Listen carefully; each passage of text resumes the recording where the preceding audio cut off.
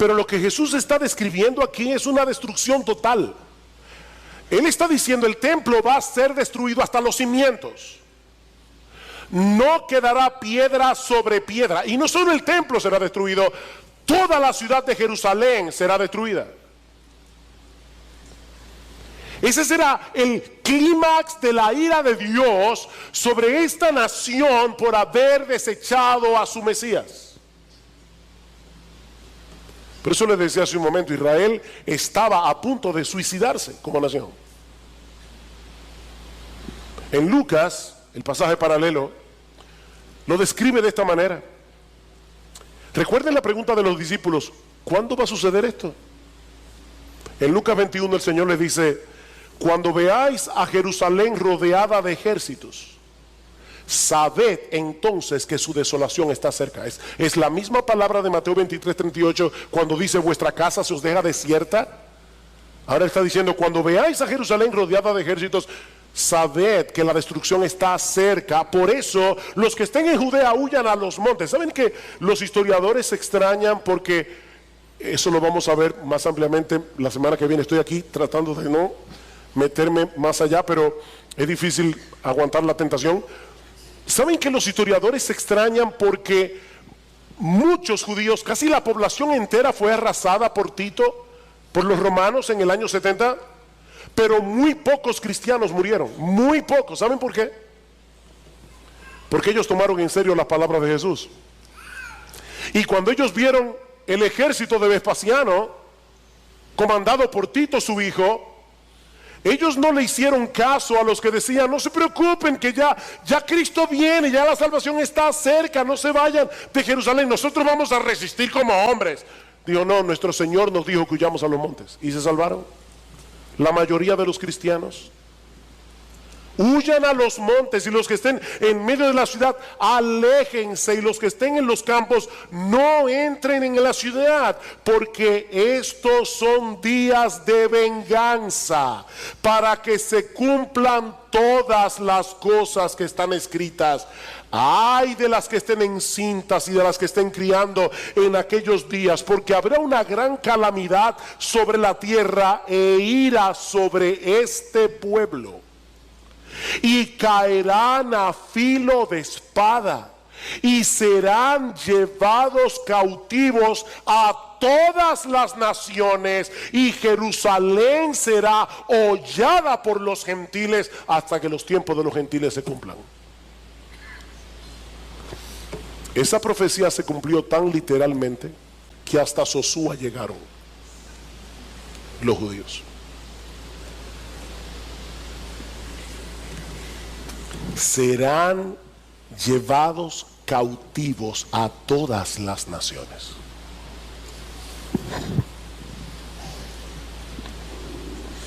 Eso era tan difícil de imaginar para los discípulos, que es muy probable que en la mente de ellos asociaran estos eventos con el fin del mundo. No, si es verdad que Jerusalén va a ser arrasada y que del templo no quedará piedra sobre piedra, tiene que ser que está llegando el fin del mundo. De ahí la pregunta de los discípulos. Dice en Marcos capítulo 13 versículo 3: y estando él sentado en el monte de los olivos frente al templo, Pedro, Jacobo, Juan y Andrés le preguntaron en privado: dinos cuándo sucederá esto y qué señal habrá cuando todas estas cosas se hayan de cumplir. En el pasaje paralelo del Evangelio de Mateo encontramos una versión más completa de la pregunta. Ellos preguntaron: dinos ¿cuándo sucederá esto?, refiriéndose obviamente a la destrucción de Jerusalén y del templo. ¿Y cuál será la señal de tu venida y de la consumación del siglo? Tal parece que en la mente de ellos esas tres cosas tenían que suceder al mismo tiempo: la destrucción de Jerusalén y del templo, la segunda venida de Jesús y el fin del mundo. Pero ahora Jesús les hace ver que hay un lapso indefinido de tiempo entre un evento y los otros dos. Esa es la razón del discurso del Monte de los Olivos.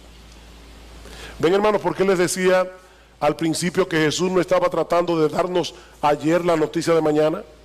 Ese no es el propósito. Estos hombres necesitaban instrucción. Y lo que Jesús les está diciendo es: no se dejen engañar, ni la segunda venida de Cristo, ni el fin del mundo van a suceder inmediatamente después de la destrucción de Jerusalén y del templo. Muchas cosas tienen que ocurrir antes de mi segunda venida. Ahora, increíble, Cristo no ha muerto todavía en la cruz, y Él está diciendo: yo voy a morir, voy a resucitar, voy a subir al cielo y vuelvo otra vez. Pero no conecten una cosa con la otra, porque primero viene la destrucción de Jerusalén, la destrucción del templo, y luego viene mi segunda venida. Si ellos no entendían eso, no solamente serían fácilmente engañados, sino que podían sentirse profundamente frustrados al estar esperando algo que no iba a suceder en el tiempo en que ellos pensaban que iba a suceder. De ahí las advertencias del Señor en los versículos 5 al 13. Cristo da dos advertencias que voy a ver muy brevemente. La primera en los versículos 5 al 8. Y básicamente lo que el Señor les está diciendo allí es: tengan cuidado, no se dejen engañar por supuestas señales. Vean el versículo 5. Jesús comenzó a decirles: mirad que nadie os engañe. Muchos vendrán en mi nombre diciendo: yo soy el Cristo, y engañarán a muchos. Y cuando oigáis de guerras y de rumores de guerras, no os alarméis. Roma estaba en paz en esos días. Pero luego del suicidio de Nerón en el 68, vino un tiempo de tanta revuelta que en el año 69, después de Cristo, un año antes de la destrucción del templo, hubo 4 emperadores en Roma en un solo año. Oiréis de guerra, rumores de guerra. No os alarméis. Es necesario que todo esto suceda, pero todavía no es el fin. Porque se levantará nación contra nación y reino contra reino, y habrá terremotos y hambres en diversos lugares. Esto solo es el comienzo de dolores.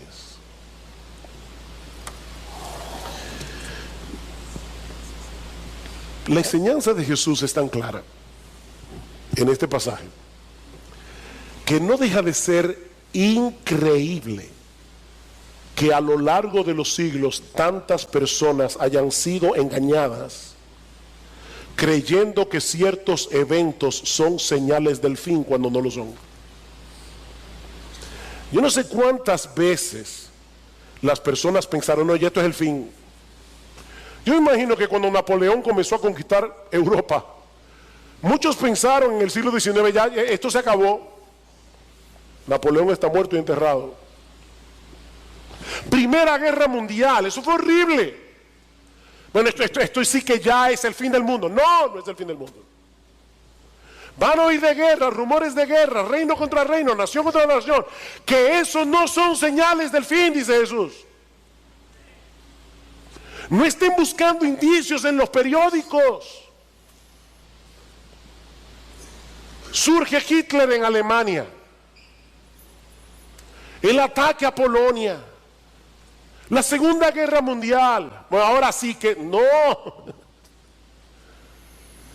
es el fin, dice Jesús. Increíble, ¿verdad? ¿Qué es lo que le pasa a la gente? Que no leen la Biblia. Lo que pasa es que no leen el texto con cuidado. Aquí dice que no se dejen engañar, que esas no son señales del fin. Eso es lo que va a estar pasando a lo largo de toda la historia hasta que yo vuelva en gloria. No se dejen engañar. Vendrán falsos cristos, oiréis de guerra, rumores de guerra, nación contra nación, reino contra reino, terremotos, hambrunas. Pero todavía no es el fin. Mis hermanos amados, no se pongan a buscar las noticias en los periódicos. Bueno, ya eso no existe casi en internet. No se pongan a buscar noticias buscando algún indicio de la venida de Cristo, porque van a terminar extraviándose. Esto es solo el comienzo de dolores, dice Jesús. Y esta es una referencia a los dolores de la mujer encinta. Es como si Jesús estuviera diciendo: la historia del mundo ya está preñada para dar a luz en algún momento el evento glorioso de mi segunda venida. Pero mis hermanos, nosotros no tenemos ni idea del tiempo que va a durar el parto. ¿Saben que hay mujeres que se pasan 24 horas con dolores? Y hay otras que en el tercer pujo dan a luz y duran 2 horas. No sabemos. Eso es lo que Jesús está diciendo. No sabemos. Eso nadie lo sabe.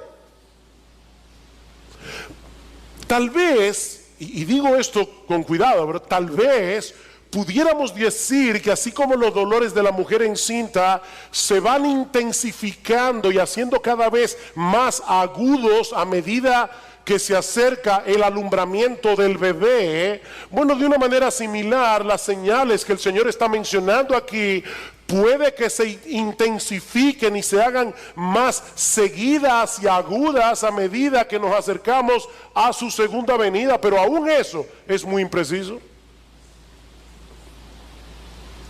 ¿Cómo sabemos cuántas guerras, cuántos terremotos, cuántas hambrunas tienen que llegar para que Jesús regrese en gloria? Así que primera advertencia, no se dejen engañar. Segunda advertencia, versículos 9 al 13. El Señor les dice: los creyentes van a sufrir persecución durante toda esa era, de un modo u otro, por causa mía, dice Jesús. Lo dice 2 veces, por causa mía. Pero en vez de detener el avance de la iglesia, ¿saben qué dice el Señor? Esas persecuciones servirán para llevar el evangelio a todas partes y para purificar a la iglesia, para saber quiénes son suyos y quiénes no lo son. Versículo 9. Pero estad alertas, porque os entregarán a los tribunales y seréis azotados en las sinagogas y compareceréis delante de gobernadores y reyes por mi causa, para testimonio a ellos. Voy a usar, dice el Señor, esas mismas persecuciones para que ustedes lleguen a lugares donde probablemente no habrían podido llegar de otra forma. Y en esos lugares, delante de reyes, delante de gobernadores, ustedes van a dar testimonio de mí.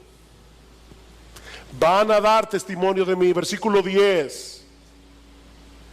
Pero primero el evangelio debe ser predicado a todas las naciones. Es como si el Señor estuviera diciendo: no se preocupen por las persecuciones, la iglesia nunca será exterminada.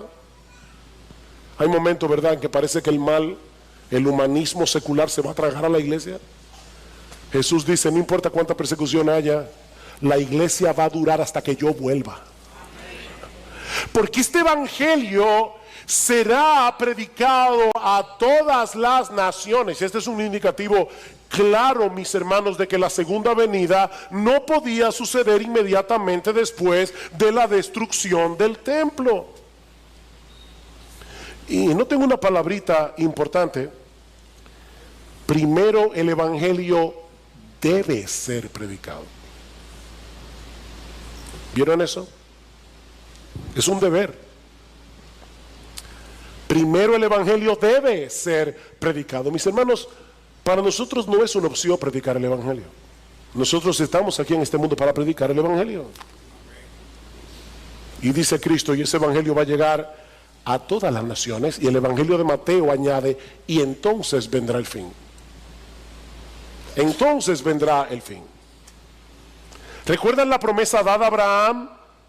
En ti serán benditas todas las familias de la tierra. Jesús es ese hijo de Abraham.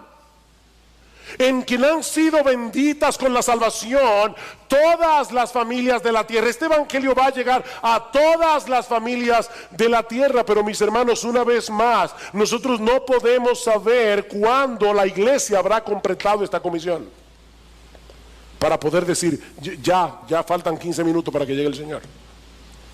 No lo sabemos. Versículo 11.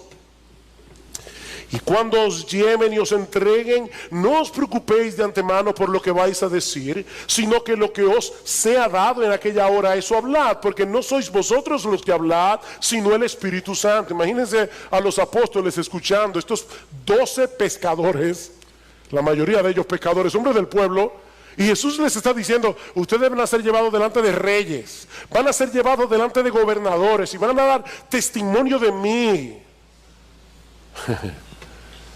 Probablemente estaban temblando y ahora Cristo les dice, no tengan temor, no tengan temor, no se preocupen de antemano por lo que tengan que decir, porque cuando llegue el momento preciso, el Espíritu Santo que está en ustedes, Él los va a capacitar para que ustedes digan lo que tienen que decir.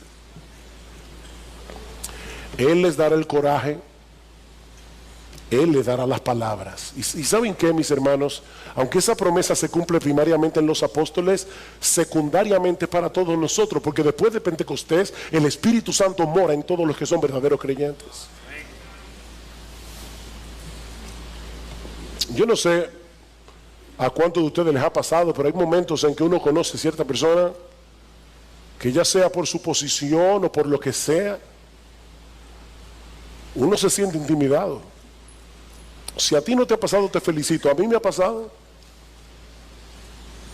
Y uno dice, Señor, yo tengo que predicarle el evangelio. Yo no sé ni cómo voy a comenzar. Pero por favor, Señor, ayúdame. Y es increíble cómo el Señor de repente abre la boca. Uno comienza a hablar.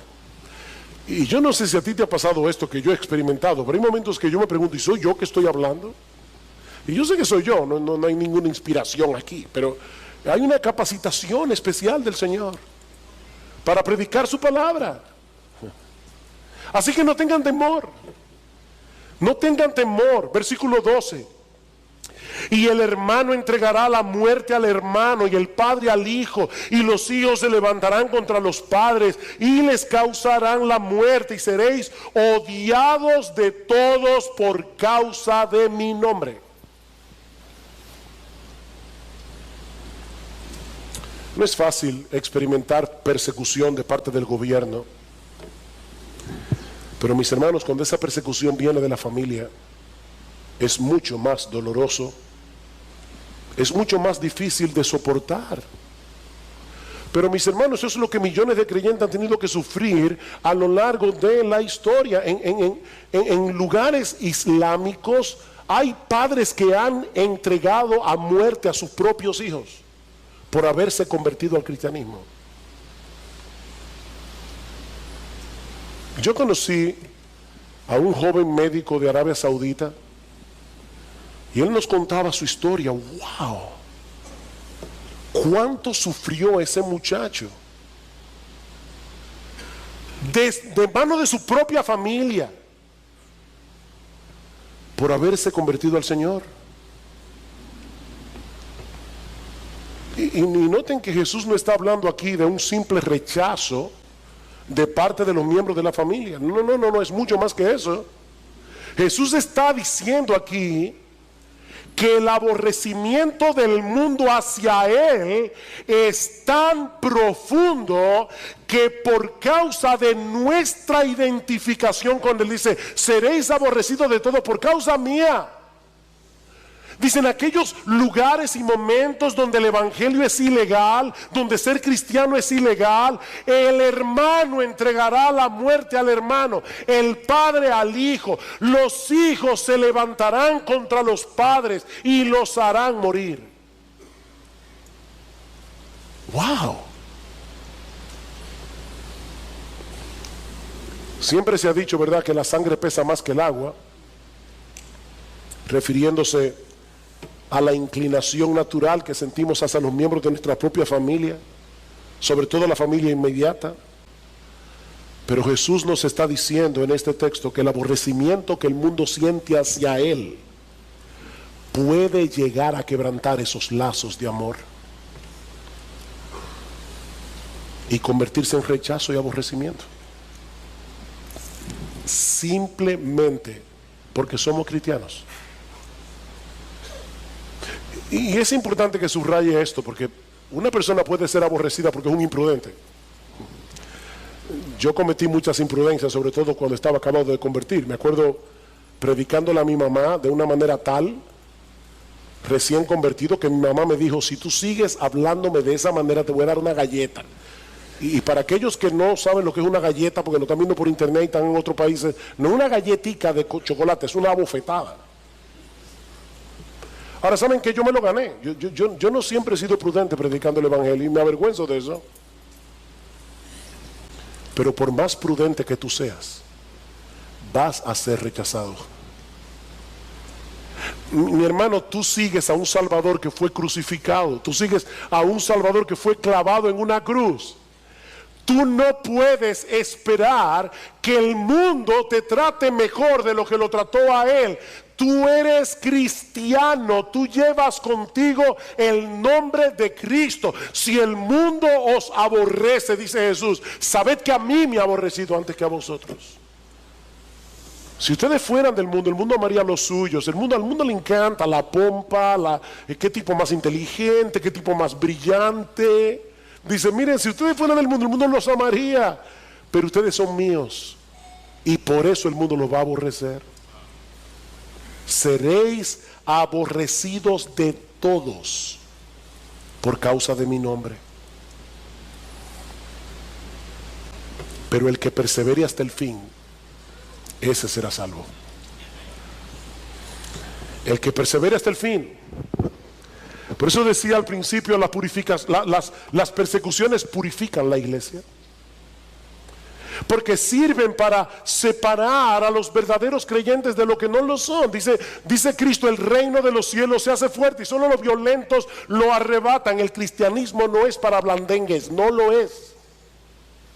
El cristianismo no es para gente cobarde. Cristo dice: van a tener que enfrentar persecución. De hecho, en la parábola del sembrador, en Lucas capítulo 8, versículo 13, Cristo mismo dice: hay personas que creen por algún tiempo, pero en el tiempo de la prueba se apartan, no lo aguantan. Ahora, la enseñanza de este texto no es que un verdadero creyente puede perder su salvación si no persevera hasta el fin. No.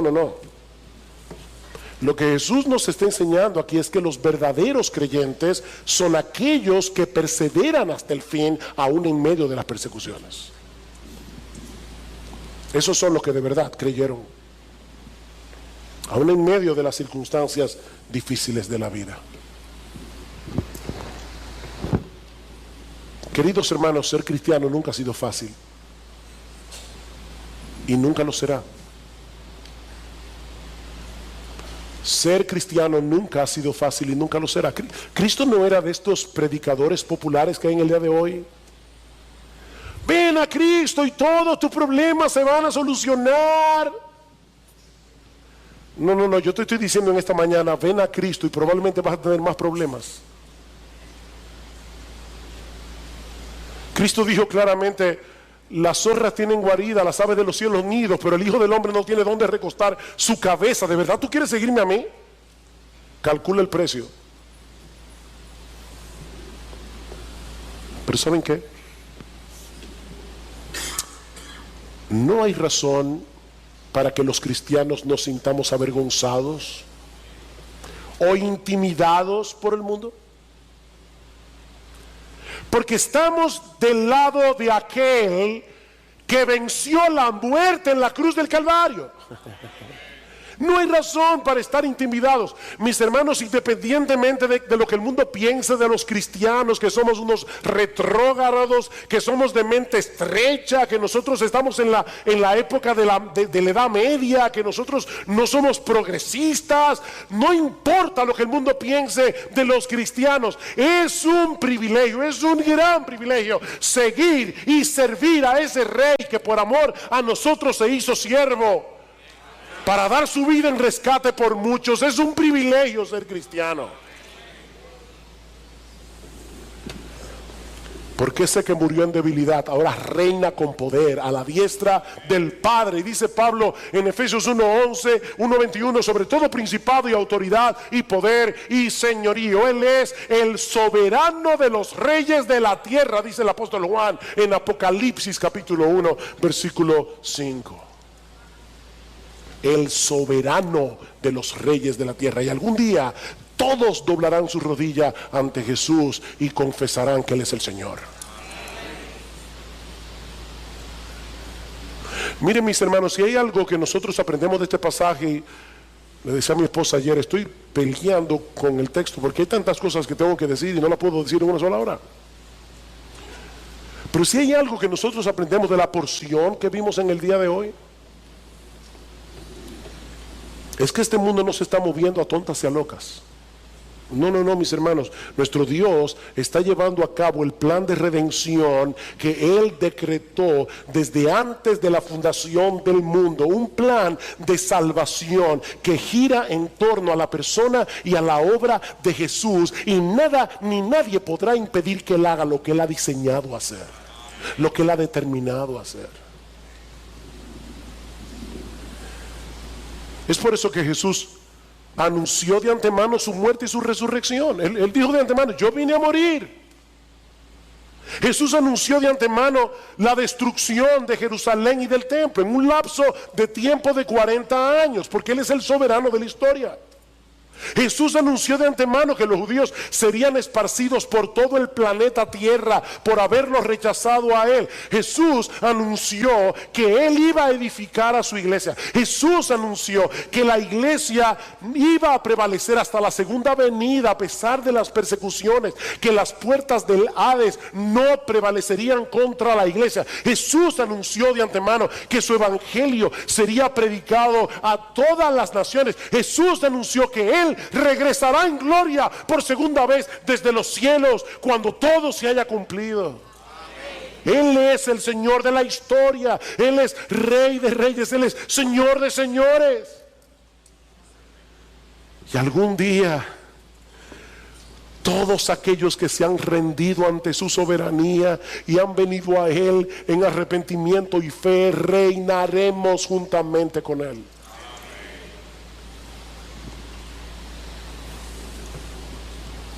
Mi amigo, ¿de qué lado estarás tú ese día? ¿De qué lado estarás tú ese día? ¿Te has rendido a sus pies, reconociendo tus pecados, confiando en la obra de salvación que Él hizo en la cruz del Calvario, no en tu propia justicia, no en tu propia decencia, no en tu propia moral? Has venido a Cristo en arrepentimiento, confiando en su obra de redención, cuando Él derramó su sangre para lavarnos de nuestros pecados.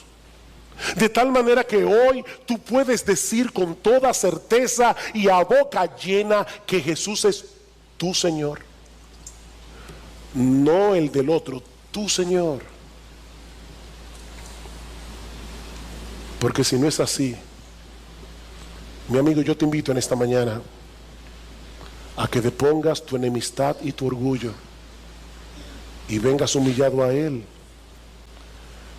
Porque no hay manera de ganar esta batalla contra aquel que venció la muerte y reina con poder a la diestra del Padre. No hay manera de ganar esta batalla. Ven a Cristo, mi amigo, y ven ahora, cuando todavía estás a tiempo de arreglar tus cuentas con Él. Porque ¿sabes qué? Él ha prometido no desechar a nadie que venga ante Él buscando perdón y misericordia. El Señor ha establecido su trono en los cielos y su reino domina sobre todo. La definición del reino, la soberanía de Dios sobre todas las cosas. La esfera de la salvación. Mirándolo, Jesús le dijo, qué difícil es que entren en el reino de Dios los que tienen riqueza. Pregunta, si nuestro Dios, dice el Salmo, reina sobre todo, ¿cómo estamos hablando aquí de alguien que entra en el reino de Dios? Bueno, por lo que acabo de decir, la autoridad de Dios es universal, pero no todos la reconocen. Cuando uno se arrepiente de sus pecados y cree en el Señor Jesucristo, entonces a través del nuevo nacimiento uno entra en el reino de Dios, que es la esfera de la salvación, donde nosotros obedecemos a Cristo. No perfectamente, pero sí genuinamente, sinceramente, con un deseo de agradar al Señor.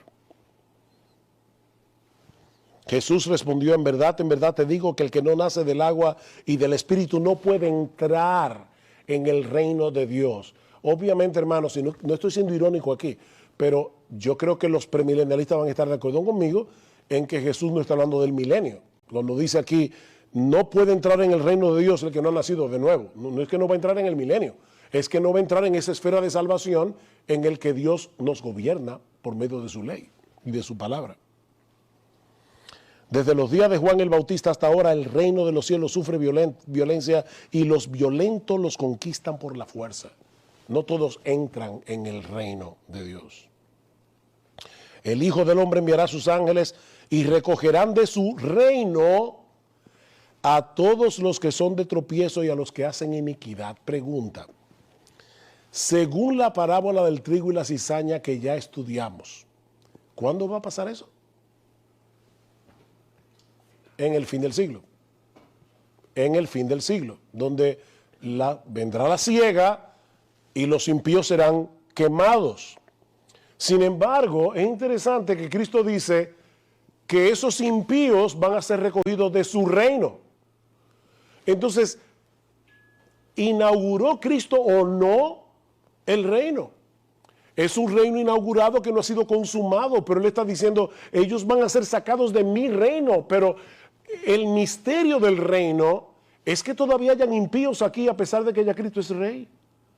Porque los judíos no podían entender eso a la luz del Antiguo Testamento. Ellos creían como Juan el Bautista, viene el Mesías, el hacha está puesta a la raíz de los árboles, la cizaña será apartada del trigo, la cizaña será quemada y el trigo será puesto en el granero. Y lo que Cristo enseña en la parábola del trigo y la cizaña es el misterio de que hay un valle entre el reino iniciado y el reino consumado, el tiempo de la siembra y el tiempo de la siega. Ese es el misterio.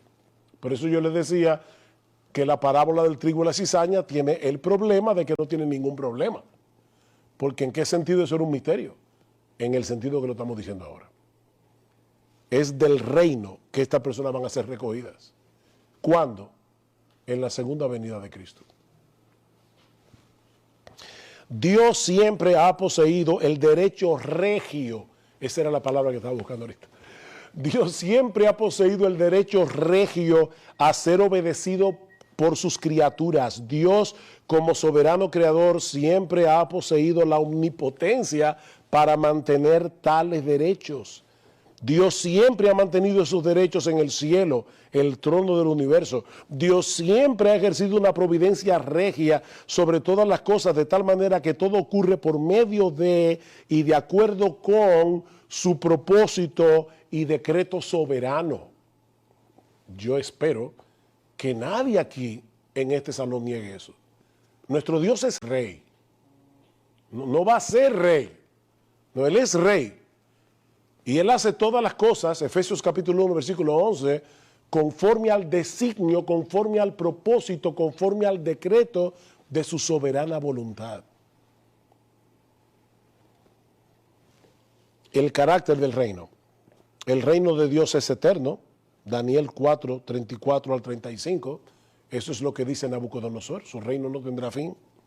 El reino de Dios es escatológico. Por eso nosotros oramos y decimos, venga tu reino. La realidad del pecado y la derrota futura de las fuerzas del mal hacen necesaria la oración, venga tu reino. Entonces, ustedes ven cómo vivimos en una tensión entre el ya y el todavía no. Por fin, ¿estamos en el reino o no estamos, o estamos esperando que venga el reino? Respuesta, sí. Las dos cosas. Porque el reino es una realidad presente en un sentido y es una realidad futura en otro sentido. Nosotros estamos pidiéndole al Señor, venga a tu reino, por favor, Señor, ya, ven, que tu reino se consume aquí en la tierra, que tu trono sea establecido para siempre.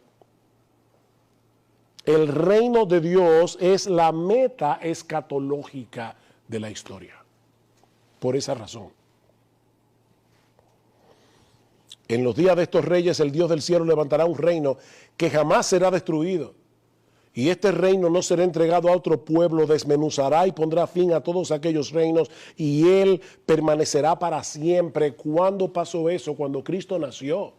Dice que en los días del cuarto rey, que es Roma, va a venir una piedra no cortada con manos que va a crecer y se va a hacer un gran monte.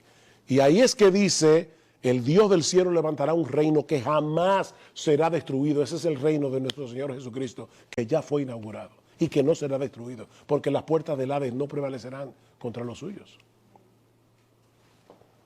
Eso lo veremos después con más calma, 1 Corintios 15. Entonces, la venida del reino es pasada, presente o futura. La venida del reino es aún futura. Mateo 5:3, bienaventurados los mansos, bienaventurados los pobres en espíritu, porque de ellos es el reino de los cielos. Bienaventurados sois cuando por mi causa os vituperen y os persiguen y digan toda clase de mal contra vosotros mintiendo. Gozaos y alegraos, porque así persiguieron a los profetas que fueron antes que vosotros, pero vuestro galardón será grande, ¿en dónde? En el reino de los cielos. Y así podemos citar Lucas 21, Lucas 22. Sin embargo, las Escrituras también dan a entender que la venida del reino ya tuvo lugar y que el reino es una realidad presente. Las dos cosas. Por ejemplo, la derrota de Satanás, Mateo capítulo 12. Y de paso, aquí voy a decir algo bien profundo. Yo sé que están cansados, pero Mateo 12 está antes de Mateo 13. Y después de Mateo 11. Wow. Ahora, ¿por qué eso es importante? ¿Qué pasó en Mateo 11? Juan el Bautista pregunta, ¿eres tú el que habrías de venir o tenemos que esperar a otro? Porque el concepto que él tenía del reino no encajaba con el hecho de que él estaba en prisión. Mateo 12, antes de que Cristo dijera las parábolas del reino, donde va a explicar el misterio, escuchen lo que pasa. Mateo capítulo 12, versículos 28 al 29.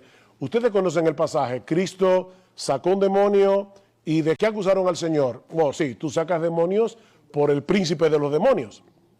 Respuesta del Señor, versículo 28. Pero si yo, por el Espíritu de Dios, echo fuera a los demonios, ciertamente ha llegado a vosotros el reino de Dios.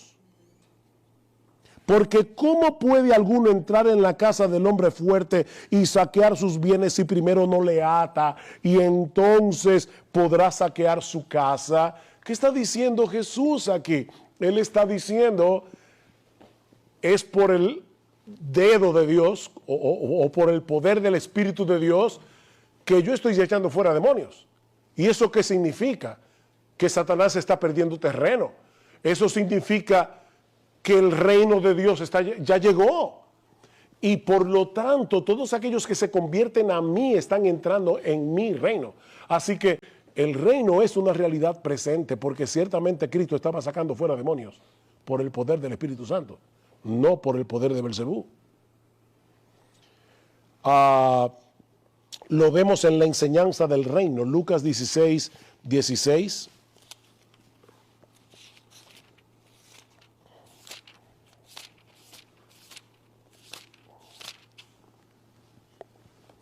La ley y los profetas eran hasta Juan. Desde entonces el reino de Dios es anunciado y todos se esfuerzan por entrar en él.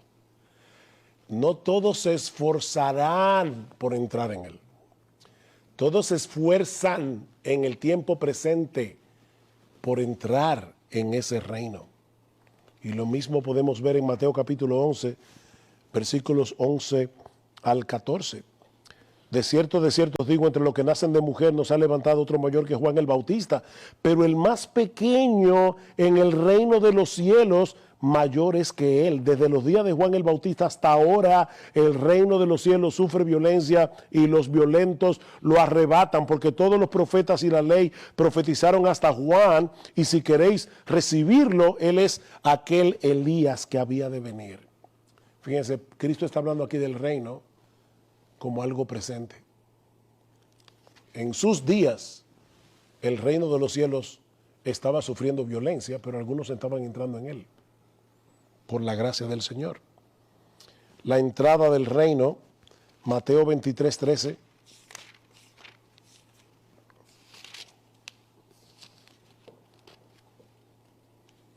Mas hay de vosotros, escribas y fariseos hipócritas, porque cerráis el reino de los cielos delante de los hombres. Si el reino es una realidad únicamente futura, ¿cómo Cristo pudo haber acusado a los fariseos de que ellos con su legalismo estaban cerrando la puerta al reino de los cielos? La presencia del rey demuestra que el reino ya llegó. Mateo 21, versículos 4 y 5. Y reitero, hermanos, yo sé que son muchos textos bíblicos, pero si no lo hacemos de esa manera, cualquiera puede pensar, bueno, eso es, tú lo estás sacando de yo no sé de dónde, pero lo estamos sacando de la Biblia. Mateo 21, versículos 4 al 5, dice: todo esto aconteció para que se cumpliese lo dicho por el profeta cuando dijo: decita la hija de Sión, he aquí tu rey viene a ti. El que entró el domingo de Ramos por Jerusalén fue el rey. Y por lo tanto, él trajo consigo el reino. Porque lo que hace el reino una realidad es que el rey esté ahí. Y el rey ya vino. Mateo 18, 36 dice: tú dices que yo soy rey, yo para eso he nacido. Le dice Jesús a Pilato. La predicación de los apóstoles, hermanos, ¿qué predicaban los apóstoles? Bueno, vamos a ver. Romanos capítulo 14, versículo 17. Bueno, deben comenzar por Hechos 28. ¿Cómo termina Hechos? Bueno, dice que Pablo permaneció 2 años enteros en una casa alquilada y recibía a todos los que a él venían, predicando el reino de Dios y enseñando acerca del Señor Jesucristo abiertamente y sin impedimento. ¿Qué predicaba Pablo? El reino de Dios. Alguien puede decir, bueno, él estaba predicando el milenio. Bueno, yo tengo un problema con eso. Vamos ahora a Romanos capítulo 14, versículo 17. ¿Estaba predicando Pablo un reino futuro o estaba predicando Pablo un reino presente?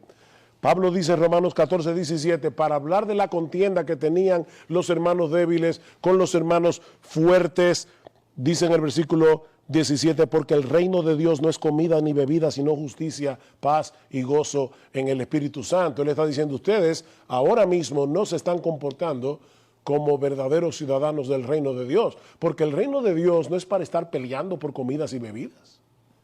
El reino de Dios consiste en otra cosa.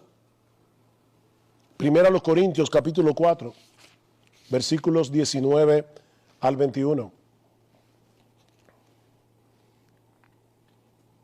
Pero iré pronto a vosotros, si el Señor quiere, y conoceré no las palabras, sino el poder de los que andan envanecidos, porque el reino de Dios no consiste en palabras, sino en poder.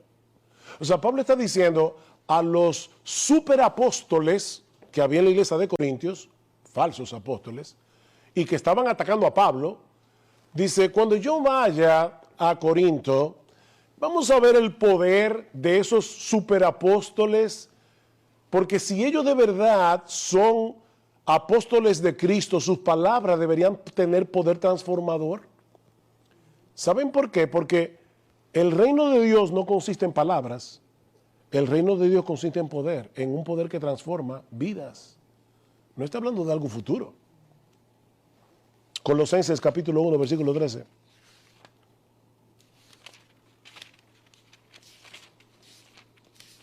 Ese texto que voy a citar ahora, me voy a tomar la molestia de leerlo de mi Biblia.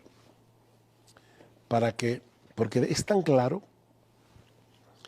el cual Dios nos ha librado de la potestad de las tinieblas y trasladado al reino de su amado Hijo.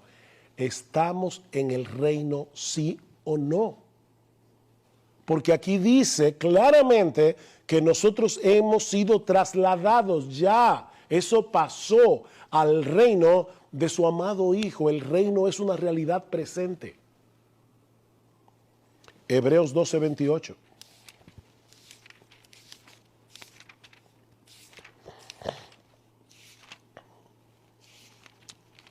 Y noten, hermanos, que estamos citando textos de tantos lugares, de los evangelios, de las cartas de Pablo, de las cartas generales, porque esta es una enseñanza que permea todo el Nuevo Testamento. Así que, recibiendo nosotros un reino inconmovible, tengamos gratitud. Habiendo recibido un reino inconmovible, tengamos gratitud. Y mediante ella sirvamos a Dios agradándole con temor y reverencia. Ya nosotros recibimos esa bendición, recibimos ese regalo. Sirvamos a Dios. Que de paso, hermanos, una de las cosas que me da tristeza es que a veces en esta controversia del premilenialismo, amilenialismo, postmilenialismo, pretribulacionismo, dispensacionalismo, de verdad a veces perdemos de vista de qué se trata esto. Nosotros fuimos salvos por la gracia de Dios.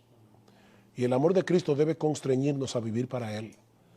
Nosotros podemos saber todos los esquemas escatológicos y todos los cuadros y todos los esquemas. Si al final de cuentas eso no me está moviendo a amar más a mi Señor y a vivir para Él, de verdad, hermanos, eso no sirve de nada. Eso no sirve de nada. Tengamos gratitud y mediante ella sirvamos a Dios. La entronización del Rey. ¿Cómo sabemos que estamos en el reino? Bueno, porque nuestro Rey está en su trono. Hechos capítulo 2, versículo 29. Hechos capítulo 2, versículo 29.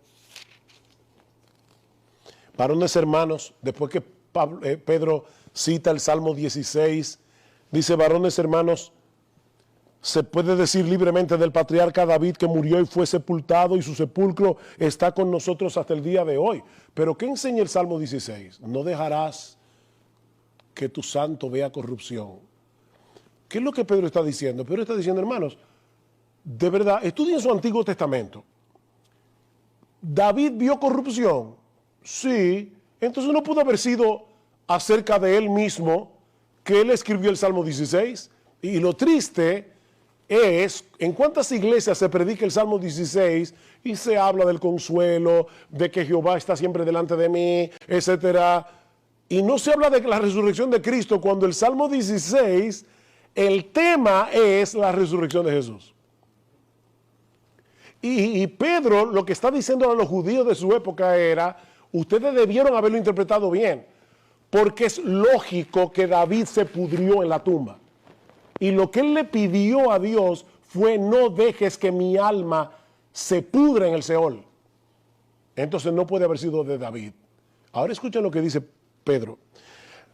Se os puede decir libremente que David murió, fue sepultado y su sepulcro está con nosotros hasta el día de hoy. Pero siendo profeta y sabiendo que con juramento Dios le había jurado que de su descendencia en cuanto a la carne levantaría al Cristo para que se sentase en su trono como el rey davídico prometido en el pacto davídico, viéndolo antes, habló de la resurrección de Cristo, que su alma no fue dejada en el Hades, ni su carne vio corrupción. A este Jesús resucitó Dios, de lo cual todos nosotros somos testigos. Así que, exaltado por la diestra de Dios y habiendo recibido del Padre la promesa del Espíritu Santo, Él ha derramado esto que vosotros veis y oís. Porque David no subió a los cielos, pero él mismo dice: dijo el Señor a mi Señor, siéntate a mi diestra hasta que ponga a todos tus enemigos por estrado de tus pies. Sepa pues ciertísimamente toda la casa de Israel que a este Jesús, a quien vosotros crucificasteis, Dios le ha hecho Señor y Cristo. Hermanos, ¿qué significa eso? Wow, eso es, aparte de toda discusión y controversia teológica, en medio del caos moral en el que nosotros estamos viviendo. Qué bueno es saber que nuestro Señor Jesucristo reina. Él reina, Él es Señor, Él está sentado en su trono. Eso no es solo una realidad futura, es una realidad presente. Efesios capítulo 1, versículos 20 al 23.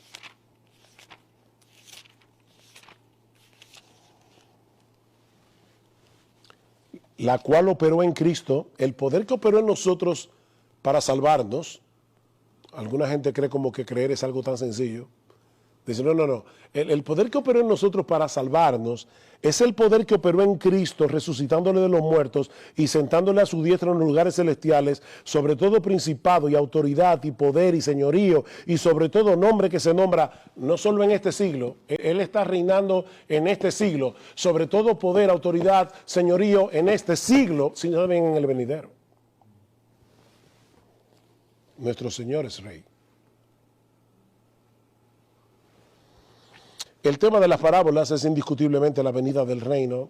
De verdad, hermanos, si quieren, tómenle una foto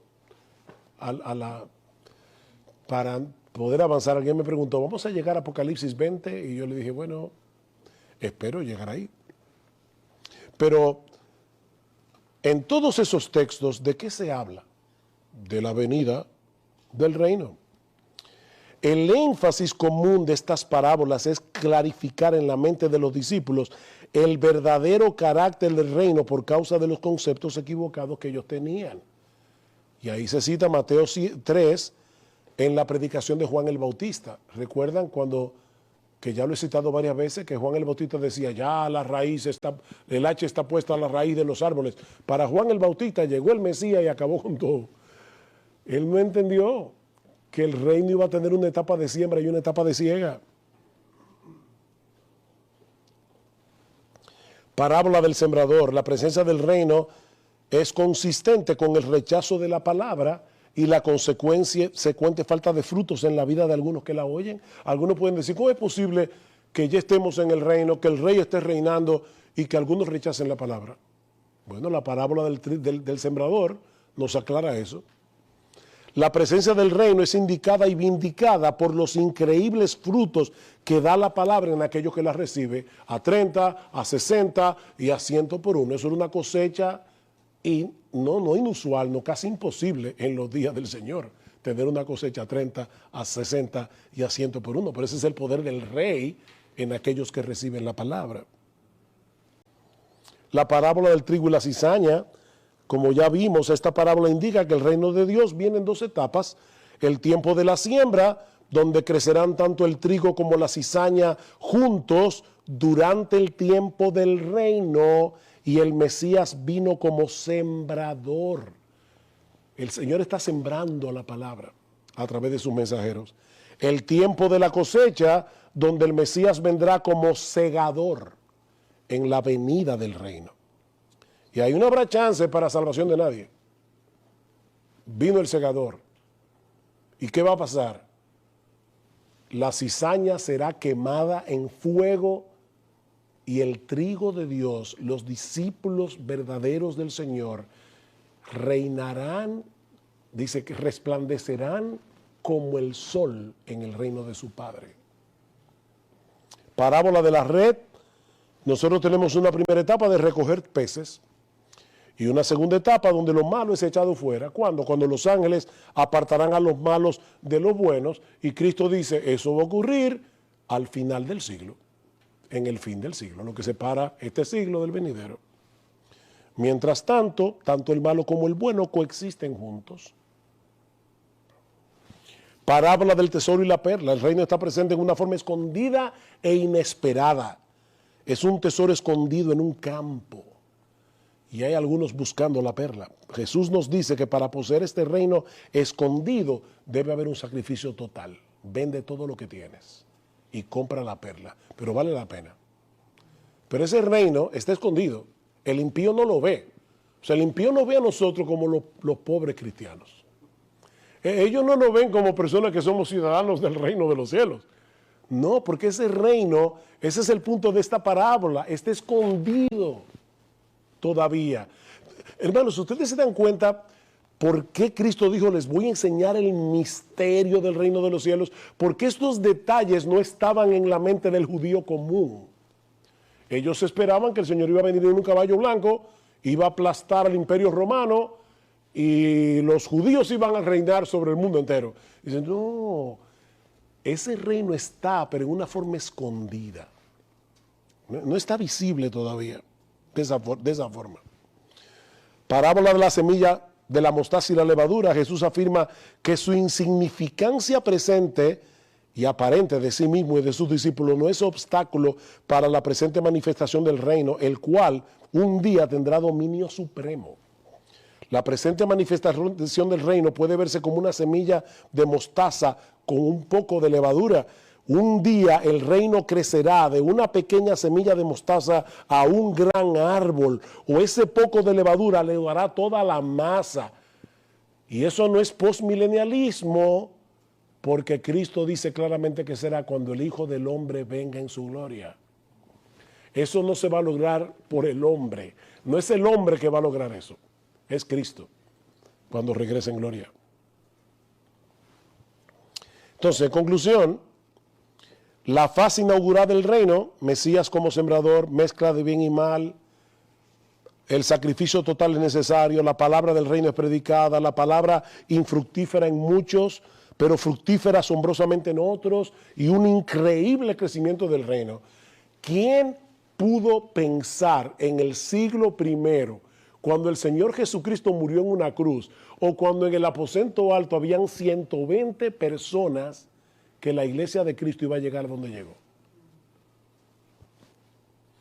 Bueno, ese es el avance del reino.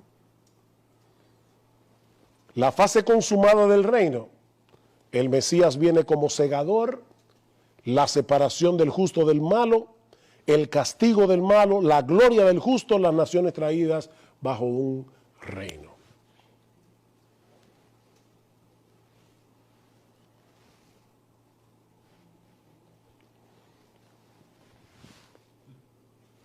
¿Están cansados? ¿Le damos 10 minutos más?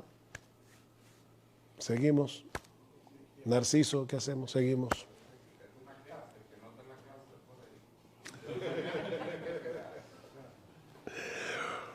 Bien, hermanos, ¿qué hemos visto hasta ahora?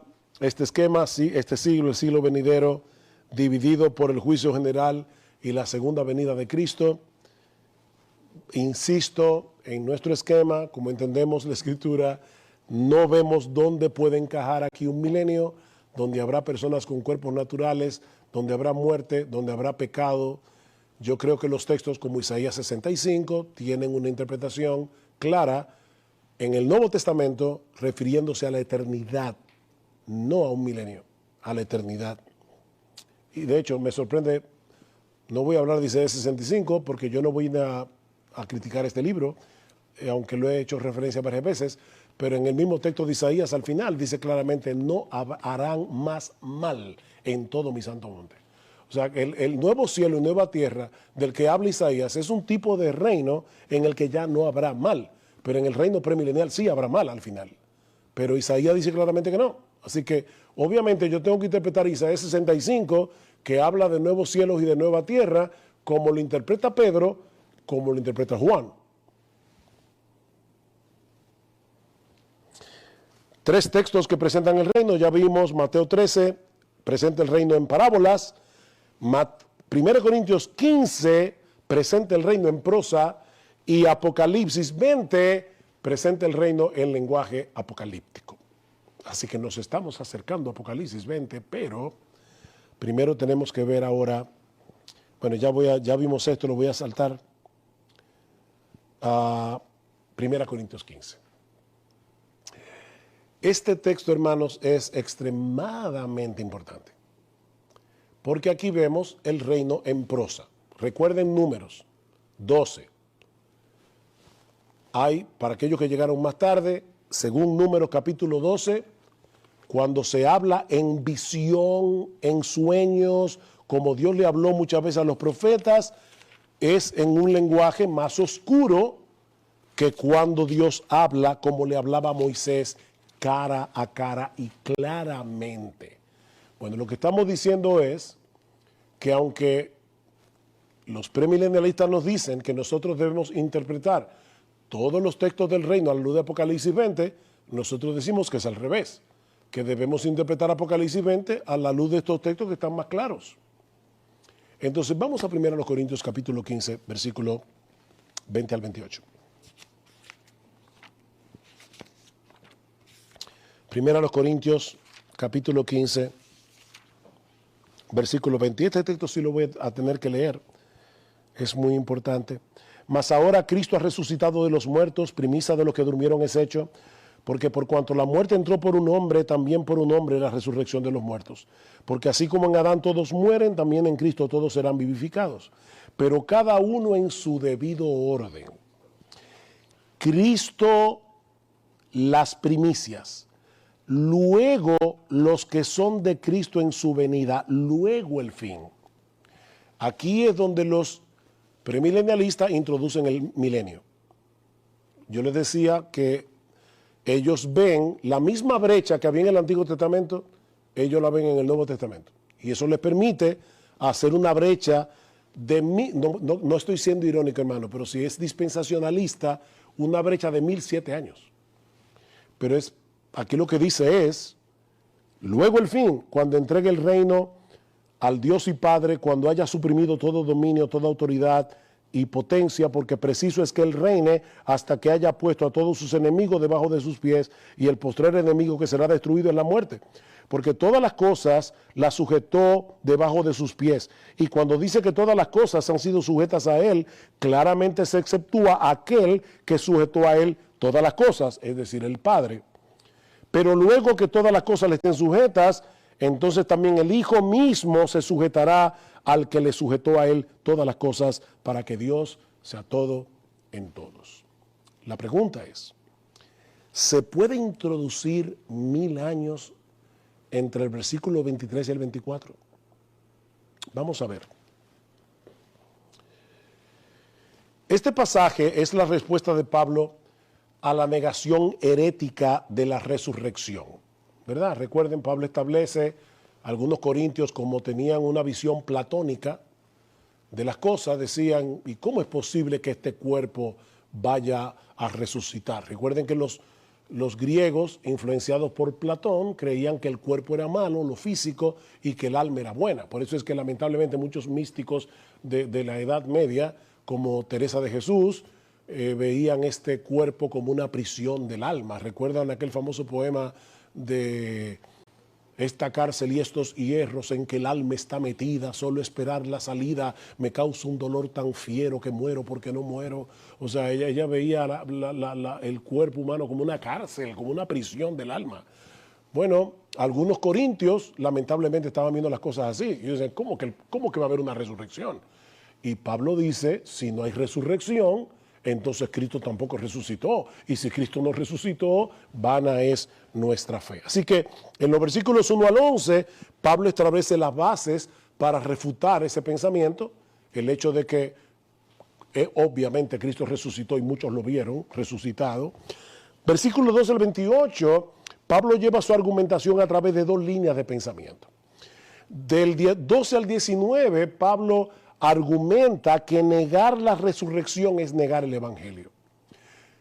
Eso no lo tengo que probar, ¿verdad? Negar la resurrección es negar el evangelio. en los versículos 20 al 28 que la resurrección de Cristo asegura la resurrección de su pueblo. O sea, recuerden, ¿cuál es el problema de los corintios? No podemos aceptar que hay una resurrección. Pero es que Cristo resucitó, versículos 1 al 11. Es que si Cristo no resucitó, el evangelio es vano, versículos 2 al 19. Es que el hecho de que Cristo resucitó asegura nuestra resurrección. Ese es el argumento en sentido general. Este vistazo general aclara puntos importantes para el entendimiento de este pasaje. La relevancia para el asunto que nos ocupa lo vemos en los versículos 24 al 28, donde Pablo nos muestra que el tema de la resurrección está íntimamente relacionado con el reino de Dios. Ya lo leímos. Se me cerró la Biblia. El tema del pasaje, ya lo dijimos, es la resurrección de Cristo y de los creyentes. El alcance de este pasaje solo se refiere a la resurrección de los creyentes. La resurrección de los impíos es irrelevante al tema. Obviamente, porque Pablo no está hablando de ese tema. Está hablando de la resurrección de los creyentes. La idea central de este pasaje, el propósito de Pablo al introducir el tema del reino de Dios es subrayar la absoluta necesidad de la resurrección de los creyentes. ¿Por qué es absolutamente necesario? Si ustedes conocen 1 Corintios 15, deben poder responder esta pregunta. ¿Por qué es absolutamente necesaria la resurrección de los creyentes a la luz del reino de Dios que viene? Recuerden que hay dos aspectos del reino, futuro y presente. A la luz del reino futuro, ¿por qué es importante? ¿Por qué es necesaria? Es una pregunta que no es retórica. Lo dice el texto. No tienen que ir más lejos de 1 Corintios 15. Porque la carne y la sangre no pueden heredar el reino de Dios. Eso va a decir Pablo más adelante. 1 Corintios 15, ¿qué dice Pablo?